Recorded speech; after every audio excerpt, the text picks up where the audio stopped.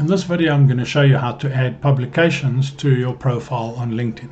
So here we are on the homepage of LinkedIn. You can access your profile by either clicking on the Me icon in the main menu and clicking on View Profile, or you can click on the photo or your name on the left-hand side. When you arrive at your profile page, just scroll all the way down to the bottom until you see Publications.